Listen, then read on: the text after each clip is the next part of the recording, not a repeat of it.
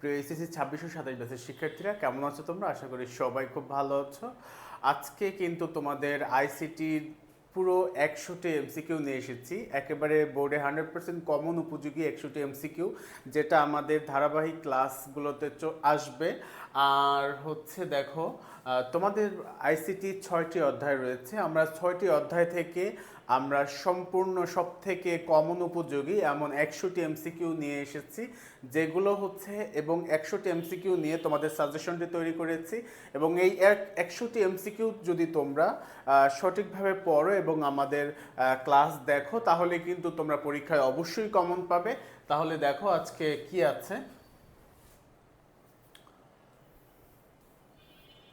দেখো, আমরা কিন্তু হচ্ছে তোমাদের প্রথম অধ্যায়, দ্বিতীয় অধ্যায়, তৃতীয় অধ্যায়, চতুর্থ অধ্যায়, পঞ্চম অধ্যায় এবং ষষ্ঠ অধ্যায়, এই 6টি অধ্যায় থেকে, এই যে তোমাদের 6টি অধ্যায় আছে আইসিটিতে, এই 6টি অধ্যায় থেকে আমরা পুঙ্খানুপুঙ্খভাবে যাচাই বাছাই করে এবং সবচেয়ে কমন উপযোগী এবং বিগত সালে বোর্ডে এসেছে এরকমের দেখে আমরা 100টি এমসিকিউ তোমাদের কাছে নিয়ে এসেছি। এই 100টি এমসিকিউ তোমরা যদি দেখো, তোমরা কিন্তু বোর্ডে কমন পাবেই, ঠিক আছে? আচ্ছা আচ্ছা, প্রথম প্রশ্নে যাব তার আগে, যারা এইচএসসি 2627 ব্যাচ আছো, তোমরা কিন্তু তোমাদের যারা ফ্রেন্ড সার্কেল আছে, তোমাদের ব্যাচমেট আছে, তাদেরকে আমাদের ক্লাসগুলোতে যুক্ত করতে পারো এবং সম্পূর্ণ ফ্রি কোর্সে হচ্ছে তাদেরকে আমাদের ক্লাসগুলো দেখাতে পারো, ক্লাসগুলোতে ইনভাইট করতে পারো। এবং হচ্ছে আমাদের ক্লাসগুলোর যখনই হচ্ছে আসবে, তখন কিন্তু তোমার আইডিতে শেয়ার করে রাখতে পারো, যাতে করে তোমার বন্ধুরা, তোমার সহপাঠীর উপকৃত হয়। আমরা হচ্ছে প্রথম প্রশ্নটা দেখব। দেখো, প্রথম প্রশ্নটা আছে হচ্ছে ভার্চুয়াল রিয়েলিটিতে কোন ধরনের সিমুলেশন ব্যবহার করা হয়। হ্যাঁ, আচ্ছা, আমরা জানি যে ভার্চুয়াল রিয়েলিটি কি। ভার্চুয়াল রিয়েলিটি মূলত হচ্ছে একটি চশমার মাধ্যমে, একটি 3D একটি চশমার মাধ্যমে তোমাকে হচ্ছে বাস্তব একটা ধারণা দেওয়া হয় বা বাস্তব একটা জগৎ তোমাকে বোঝানো হয়, অনুভব করানো হয়। তাহলে এই যে দেখো, ভার্চুয়াল রিয়েলিটিতে কোন ধরনের সিমুলেশন ব্যবহার করা হয়? ভার্চুয়াল রিয়েলিটি 3D সিমুলেশন ব্যবহার করা হয়। এর মাধ্যমে ব্যবহার করে কি করা হয়? এর মাধ্যমে ব্যবহার করে তোমাকে বাস্তবিক একটা অনুভূতি দেওয়া হয়, ঠিক আছে? এটা মূলত 3 ধরনের। আচ্ছা, তাহলে এটার উত্তর হবে কিন্তু খ। হ্যাঁ, দেখো, আচ্ছা আমরা দেখব তারপর দ্বিতীয় নাম্বারটা কি আছে। প্রশ্নটা দেখো, ক্রায়োসার্জারিতে টিস্যু ধ্বংসে ব্যবহৃত গ্যাস কোনটি? আমরা জানি অস্বাভাবিক বা হচ্ছে রোগাক্রান্ত যে গ্যাস, যে টিস্যুগুলো আছে, সেই টিস্যুগুলো যে শীতল গ্যাস ব্যবহার করে অস্বাভাবিক বা রোগাক্রান্ত টিস্যু ধ্বংস করা হয়, তাকেই কিন্তু ক্রায়োসার্জারি বলে, ঠিক আছে? তাহলে শীতল গ্যাস ব্যবহার করে এই টিস্যুটাকে ধ্বংস করা হয়। এটাকে কি ব্যবহার করে? তরল নাইট্রোজেন ব্যবহার করে। এটা হচ্ছে সেই যে শীতল গ্যাসটা হচ্ছে কোনটা? তরল নাইট্রোজেন, ঠিক আছে? আচ্ছা, দেখো পরবর্তী প্রশ্নটা, জেনেটিক ইঞ্জিনিয়ারিং এর মাধ্যমে উদ্ভাবিত নতুন জীবকে কি বলে? আচ্ছা, এখানে দেখো আছে জিএমও, ডিএনএ, আরএনএ আর হচ্ছে ক্লোন। হ্যাঁ, আচ্ছা, আমরা জানি জেনেটিক ইঞ্জিনিয়ারিং এর মাধ্যমে উদ্ভাবিত নতুন জীবকে বলা হয় হচ্ছে জিএমও বা হচ্ছে জেনেটিক্যাল মডিফাইড অর্গানিজম বা হচ্ছে জিএমও বলা হয়, ঠিক আছে? আচ্ছা আচ্ছা, এর পরের প্রশ্নে আমরা যাই। চলো 4 নম্বর প্রশ্নটা কি আছে দেখি। মস্তিষ্কের ভেতর ক্ষত চিকিৎসায় কোন পদ্ধতি ব্যবহৃত হয়? হ্যাঁ, আমরা জানি মস্তিষ্কের রক্তক্ষরণ বা মস্তিষ্কের টিউমার হলে চিকিৎসার জন্য, এবং কিন্তু মস্তিষ্কে অনেক রকমের ক্ষত হতে পারে, সেটার ধরন ভেদে ভিন্নতা হতে পারে চিকিৎসার, যেরকম হচ্ছে কেমোথেরাপি আছে, ইমিউনোথেরাপি, তারপর হচ্ছে তোমার ইমিউনোথেরাপি আছে, রেডিয়েশন থেরাপি আছে। হ্যাঁ, কিন্তু প্রথমে হচ্ছে তোমাকে মস্তিষ্কের ক্ষত চিকিৎসায় প্রধান যে পদ্ধতিটা আছে সেটা হচ্ছে নিউরো সার্জারি, ঠিক আছে? তাহলে এখানে 4-এর উত্তর হবে খ, নিউরো সার্জারি। আচ্ছা, আমরা পরবর্তী প্রশ্নটা দেখব। আচ্ছা, 5 নম্বরে দেখো, 1 ন্যানোমিটার সমান কত মিটার? আমরা জানি 1 মিটারের 100 কোটি ভাগের 1 ভাগ হচ্ছে 1 ন্যানোমিটার, ঠিক আছে? তাহলে এখানে উত্তর হবে খ, এটা। আচ্ছা, আমরা হচ্ছে 6 নম্বর প্রশ্নটা দেখব। জৈবিক উপাত্ত বিশ্লেষণের বিজ্ঞানকে কি বলা হয়? আমরা পড়েছিলাম বায়ো ইনফরমেটিক্সে। হ্যাঁ, আমরা পড়েছিলাম বায়ো ইনফরমেটিক্সে কম্পিউটার বিজ্ঞান, গণিত, মিলে হচ্ছে বড় একটা ডেটাকে সে হচ্ছে বিশ্লেষণ করে, ঠিক আছে। তাহলে বিশ্লেষণ করে কি করে, ডিএনএ আরএনএ এগুলো হচ্ছে ডেটাগুলোকে সে হচ্ছে বিশ্লেষণ করে। তাহলে এখানে জৈবিক উপাদান বিশ্লেষণের বিজ্ঞানকে তাহলে কি বলা হয়, বলা হয় হচ্ছে বায়ো ইনফরমেটিক্স, ঠিক আছে। আমরা পরবর্তী প্রশ্ন কি আছে দেখি। কোন প্রযুক্তির সাহায্যে মানুষের আচরণ ও বৈশিষ্ট্য পরিমাপ করা হয়, মানে মানুষকে শনাক্ত করা হয়, ঠিক আছে। আমরা বায়োমেট্রিক্সে পড়েছিলাম মানুষের শারীরিক এবং আচরণগত বৈশিষ্ট্য পরিমাপ করে কিন্তু বায়োমেট্রিক্স এর সাহায্যে মানুষকে নির্দিষ্টভাবে হচ্ছে পরিমাপ করতে পারে অথবা নির্দিষ্টভাবে আইডেন্টিফাই করতে পারে, ঠিক আছে। এর মাধ্যমে মানুষের আচরণ চলাচলতি এবং শারীরিক এবং হচ্ছে তার বৈশিষ্ট্যগুলোকে সে শনাক্ত করে, তারপর হচ্ছে সেটা যাচাই বাছাই করে এবং সে নির্ধারিত করে যে সেই ব্যক্তিই কি না, এবং সে সেই ব্যক্তিকে অদ্বিতীয়ভাবে নির্দিষ্ট করতে পারে, চিহ্নিত করতে পারে, ঠিক আছে। এটাই হচ্ছে বায়োমেট্রিক্স পদ্ধতি। কোন প্রযুক্তির সাহায্যে মানুষের আচরণ ও বৈশিষ্ট্যের পরিমাপ করা হয়, সেটা হচ্ছে বায়োমেট্রিক্স পদ্ধতি, ঠিক আছে। আচ্ছা, মহাকাশ অভিযানের সিমুলেশনে কোন প্রযুক্তির অবদান সবচেয়ে বেশি? মহাকাশ অভিযানে কিন্তু সবচেয়ে অবদান বেশি হচ্ছে ভার্চুয়াল রিয়েলিটি বা 3D অ্যানিমেশন, ঠিক আছে। এর মাধ্যমে কিন্তু হচ্ছে সে মহাকাশ বিভিন্ন যে আক্ষরিক ব্যাপারগুলো যেখানে সে যেতে পারছে না, যেটাখানে সীমাবদ্ধতা আছে, সেই সীমাবদ্ধ ব্যাপারগুলোকে বা সীমাবদ্ধ যে জায়গাটা আছে সেটা কিন্তু সে ভার্চুয়ালি দেখতে পারে, সে কিন্তু হচ্ছে বাস্তবিকভাবে সেটা ধারণা করতে পারে এবং হচ্ছে অনুভব করতে পারে যে এটাই বাস্তব এবং এটা আমার কাছাকাছি আছে এবং এটা আমার সামনেই আছে, এভাবে সে অনুভব করাতে পারে। তাহলে মহাকাশ অভিযানের সিমুলেশনে হচ্ছে কোন প্রযুক্তির অবদান সবচেয়ে বেশি? ভার্চুয়াল রিয়েলিটির সবচেয়ে অবদান বেশি। কারণ হচ্ছে কি, কেন?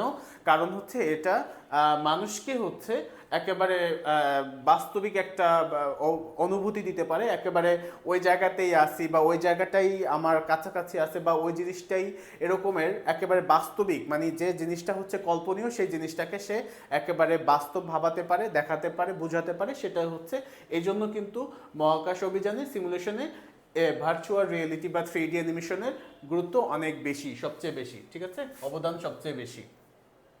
পরবর্তী প্রশ্ন আমরা যাব। কৃত্রিম বুদ্ধিমত্তা প্রয়োগে কোন প্রোগ্রামিং ভাষাটি ব্যবহৃত হয়? কৃত্রিম বুদ্ধিমত্তার প্রয়োগে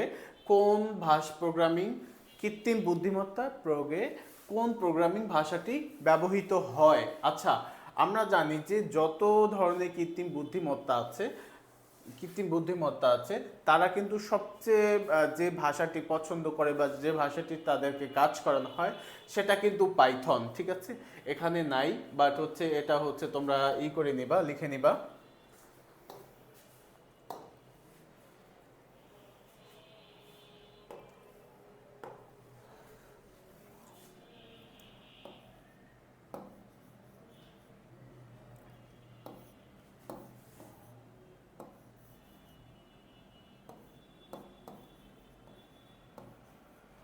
পাইথন, ঠিক আছে। তাহলে কৃত্রিম বুদ্ধিমত্তা প্রয়োগে কোন প্রোগ্রামিং ভাষাটি বহুল ব্যবহৃত? এটা কিন্তু পাইথন। তারপর হচ্ছে সি, তোমরা নিশ্চয়ই জানো এই প্রোগ্রামিং ভাষা সম্পর্কে, সি প্লাস প্লাস, তারপর হচ্ছে সি শার্প, তারপর হচ্ছে HTML। কিন্তু সবচেয়ে যে ভাষাটি বহুল ব্যবহৃত হয় এবং হচ্ছে কৃত্রিম বুদ্ধিমত্তা যে ভাষাটি সহজবোধ্য এবং ওরা যে ভাষায় কাজ করতে পছন্দ করে সেটা হচ্ছে পাইথন, ঠিক আছে। তাহলে এটার উত্তর হবে পাইথন, এখানে নেই, বাট হচ্ছে এটার উত্তর হবে পাইথন। আচ্ছা, আচ্ছা, আমরা পরবর্তী প্রশ্নটা দেখব। রোবটের কোন অংশটি মানুষের হাতের জয়েন্টের মতো কাজ করে? রোবটের কোন অংশটি মানুষের হাতের জয়েন্টের মতো কাজ করে? আচ্ছা, আমরা জানি হচ্ছে মানুষের হাতের জয়েন্টের মতো যে রোবটের যে অংশটি আছে সেটাকে রোবোটিক হাত বা হচ্ছে ম্যানিপুলেটর আর্ম বলা হয়। রোবোটিক হাত অথবা ম্যানিপুলেটর আর্ম বলা হয়। তাহলে এখানে কি থাকবে দেখো, দেখো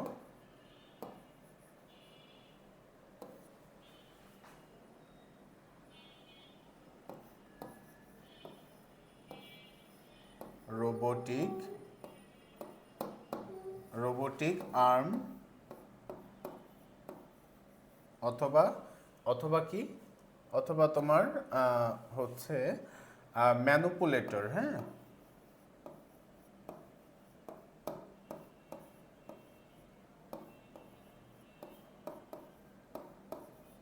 অথবা হচ্ছে ম্যানুপুলেটর।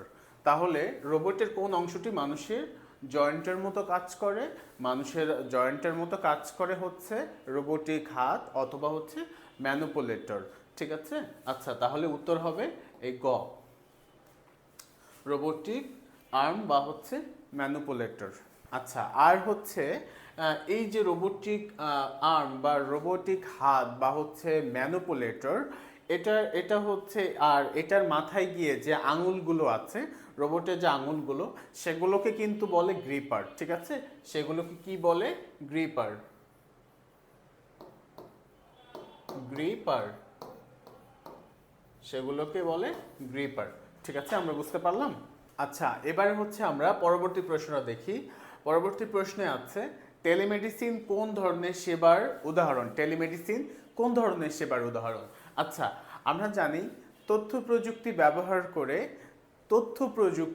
ব্যবহার করে ডাক্তাররা হচ্ছে যে স্বাস্থ্যসেবাটি দিয়ে থাকে, সেটাই হচ্ছে টেলিমেডিসিন পদ্ধতি, ঠিক আছে।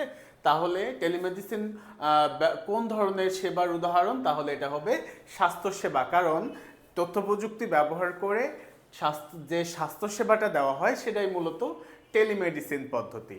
আচ্ছা, ঠিক আছে, আমরা পরবর্তী প্রশ্নটা দেখব।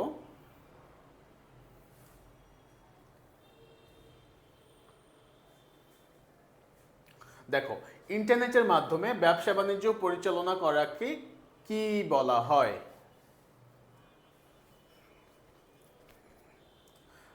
আমরা জানি যে ইন্টারনেট ব্যবহারের ফলে আমাদের সারা বিশ্বটাই এখন বিশ্বগ্রামের মতো পরিণত হয়েছে, এবং আমরা চাইলেই হচ্ছে সারা বিশ্বের সাথে কন্ট্যাক্ট করতে পারি, যেমন তেমন হচ্ছে সারা দুনিয়ার সব কাজ করতে পারি। এই যে আমরা ইন্টারনেট ব্যবহারের মাধ্যমে সারা সব জায়গার যে কাজ করতে পারি এবং বাহিরের অনেক কাজ করতে পারি, এটাকে বলা হয় আউটসোর্সিং। যারা হচ্ছে করে তাদেরকে বলা হয় ফ্রিল্যান্সার, যারা এই কাজগুলো করে। এবং ইন্টারনেটের মাধ্যমে ব্যবসা বাণিজ্য যারা পরিচালনা করে, তারা হচ্ছে ইন্টারনেটের মাধ্যমে ব্যবসা বাণিজ্য পরিচালনা করাকে হচ্ছে ই কমার্স ব্যবসা বলে, ঠিক আছে। এটা কিন্তু বহুল প্রচলিত একটি ব্যবসা, এবং হচ্ছে যেখানে লক্ষ লক্ষ মানুষ এই ব্যবসার সাথে এখন জড়িত, এবং প্রায়শই ব্যবসায়ী কিন্তু এখন ই কমার্স ভিত্তিক, অনলাইন ভিত্তিক, ঠিক আছে। তাহলে ইন্টারনেটের মাধ্যমে ব্যবসা বাণিজ্য পরিচালনা করাকে কি বলে? ই কমার্স বলে, ঠিক আছে। আচ্ছা, আমরা জানতে পারলাম। পরবর্তী প্রশ্নটা আমরা দেখব। আমরা তাহলে পরবর্তী প্রশ্নটা দেখি। কপিরাইট আইন লঙ্ঘন করে সফটওয়্যার চুরি করাকে কি বলে?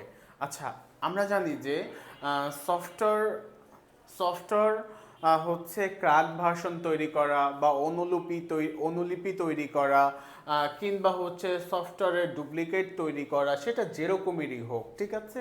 সফটওয়্যারটা মানে অননুমোদিত, মানে হচ্ছে অনুমোদন নেই তাছাড়া তৈরি করা, এগুলো সবই কিন্তু হচ্ছে কপিরাইটের আওতায় পড়বে, ঠিক আছে। তাহলে এটা হচ্ছে কপিরাইটটা আবার কয়েক ধরনের আছে, তবে হচ্ছে কপিরাইট আইন লঙ্ঘন করে সফটওয়্যার চুরি করাকে মূলত বলে পাইরেসি, ঠিক আছে। সফটওয়্যার মূলত এটা কয়েক ধরনের আইন আছে, বাট হচ্ছে কপিরাইট আইন লঙ্ঘন করে সফটওয়্যার চুরি করাকে মূলত পাইরেসি বলে। এর মাধ্যমে হচ্ছে চোর কি করে? এই পাইরেসি করে চোর কি করে? চোর হচ্ছে সেই সফটওয়্যারটা ক্র্যাক ভার্সন তৈরি করে, অথবা হচ্ছে অননুমোদিত মানে অনুমোদনবিহীন আরেকটা সফটওয়্যার তৈরি করে, অথবা হচ্ছে সেই সফটওয়্যার হচ্ছে অনুলিপি তৈরি করে, অথবা ক্র্যাক ভার্সন তৈরি করে, ঠিক আছে। এগুলো হচ্ছে পাইরেসি করে, হ্যাঁ। আচ্ছা, তাহলে এখানে উত্তর হবে খ, মানে পাইরেসি। এবার তাহলে আমরা পরবর্তী প্রশ্নে যাই। অনুমতি ছাড়া অন্য কারো ওয়াইফাই নেটওয়ার্ক ব্যবহার করা কি? অনুমতি ছাড়া অন্য কারো ওয়াইফাই হোক, যে কোনো জিনিস হোক, ব্যবহার করা অবশ্যই হচ্ছে দণ্ডনীয় এবং একটা অনৈতিক খারাপ কাজ, ঠিক আছে। আচ্ছা, তাহলে এই যে অনুমতি ছাড়া কারো কোনো জিনিস এটা ব্যবহার করা উচিত না, সেটা হচ্ছে যারই হোক। তাহলে এটা এক প্রকার হ্যাকিংও, এবং হচ্ছে এবার এটা একটা অনৈতিক কাজ, ঠিক আছে। এখানে উত্তর হবে খ। পরবর্তী প্রশ্ন আমরা দেখি। প্লেজিয়ারিজম প্লেজিয়ারিজম কোন বিষয়ের সাথে সম্পর্কিত? আচ্ছা, আমরা জানি প্লেজিয়ারিজম হচ্ছে এমন একটি বিষয় যেখানে কোনো লেখকের কোনো জিনিস হচ্ছে নিজের বলে দাবি করা হয়, কোনো গবেষণা, কোনো লেখকের লেখা, কোনো আবিষ্কারকে কোনো একটা কৃতিত্বকে নিজের বলে দাবি করা, ঠিক আছে, যে নিজের নামে চালিয়ে দেওয়া, নিজের বলে দাবি করা, সেটা কিন্তু এই যে প্লেজিয়ারিজম, এটাও একটা দণ্ডনীয় একটা কাজ, এটা খুব গৃহীত এবং অনৈতিক একটা কাজ। সুতরাং এখানে উত্তর হবে খ, অন্য লেখকের লেখা নিজের দাবি করা, ঠিক আছে। অন্য কারো কৃতিত্ব, অন্য কারো লেখকের কাজ, অন্য কারো লেখকের লেখা, সেটাকে নিজের বলে দাবি করে দেওয়া, এটা কিন্তু প্লেজিয়ারিজম। এটা গ্রহীত এবং একটা অন্যায় কাজ এবং দ্বন্দ্বনীয় কাজ। তাহলে 15 নম্বর উত্তর হবে খ। আচ্ছা, যেহেতু পরীক্ষার আর বেশি বাকি নেই, সুতরাং আমরা সবচেয়ে গুরুত্বপূর্ণ 100টি এমসিকিউ তোমাদের জন্য নিয়ে এসেছি।